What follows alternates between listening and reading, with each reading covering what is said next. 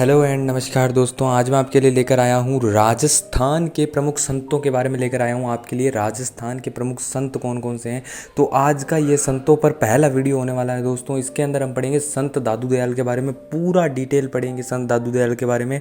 और दोस्तों संत दादू दयाल का जो जन्म हुआ था वो कब हुआ था? 1544 ईस्वी में जन्म हुआ था संत दादू दयाल का।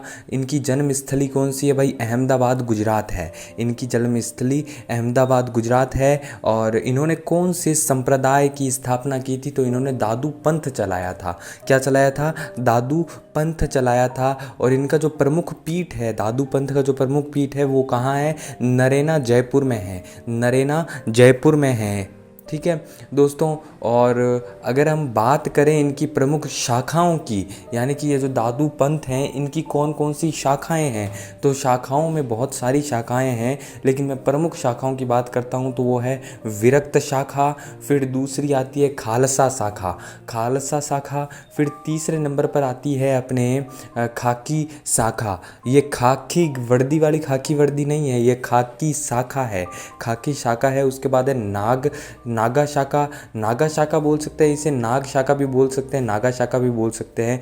पांचवें नंबर पर आता है उत्तरादे शाखा, उत्तरादे। तो ट्रिक क्या हो जाएगी? वीर खाली खाना उतारा, है ना, वीर खाली खाना उतारा। फिर आता है नागा शाखा के बारे में हम पढ़ेंगे। नागा शाखा जो है ना वो थोड़ी इंपॉर्टेंट हो जाती है, नागा शाखा, क्योंकि इसके जो संस्थापक थे वो सुंदर दास जी थे, जो कि इनके शिष्य थे, दादू दयाल के शिष्य थे। तो ट्रिक क्या हो जाएगी? सुंदर नाग। क्या हो जाएगी? सुंदर नाग। ट्रिक एकदम सिंपल से हो जाएगा भाई, सुंदर नाग याद रख लेना आप। नाग जो है ना वो बहुत ही सुंदर है। फिर आता है इनके समकालीन। अब समकालीन में अगर हम देखें तो दिल्ली के शासक कौन थे भाई? इनके समकालीन अकबर थे। दिल्ली के शासक कौन था भाई? अकबर था, मुगल बादशाह अकबर था। और मेवाड़ का शासक कौन था भाई? महाराणा प्रताप थे। मेवाड़ के शासक कौन थे? महाराणा प्रताप थे, महाराणा प्रताप थे। फिर आप देखते हैं कि अकबर से मुलाकात कहाँ हुई। संत दादू दयाल की अकबर से मुलाकात कहाँ हुई? तो वो हुई थी फतेहपुर सीकरी में, फतेहपुर सीकरी में हुई थी, फतेहपुर सीकरी में हुई थी।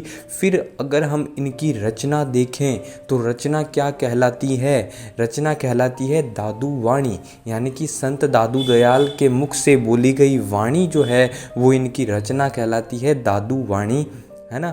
और बोली कौन सी है भाई? बोली ढूंढाड़ी बोली। आपको पूछ ले जयपुर में कौन सी बोली बोली जाती है, तो ढूंढाड़ी बोली बोली जाती है। अलवर में भी ढूंढाड़ी बोली बोली जाती है।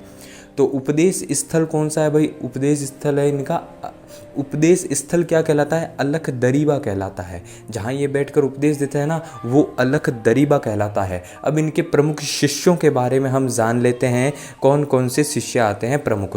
तो प्रमुख शिष्यों, सारे शिष्यों के बारे में नहीं बता रहा हूँ मैं, प्रमुख शिष्यों के बारे में बता रहा हूँ जो एग्जाम की दृष्टि से इंपॉर्टेंट है।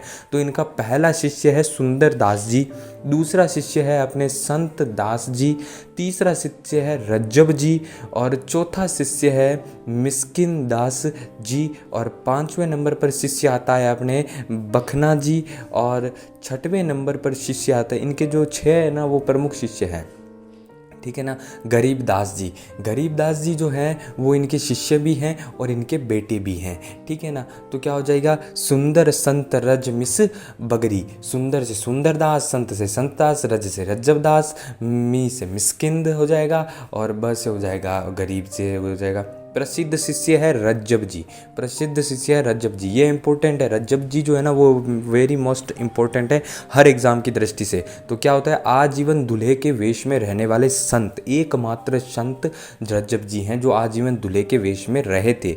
और सांगानेर के पठान, इनके जो दूल्हे के वेश में रहने वाली जो कला है वो, उसकी पीछे एक बहुत लंबी कहानी है दोस्तों, वो मैं आपको बाद में बताऊंगा।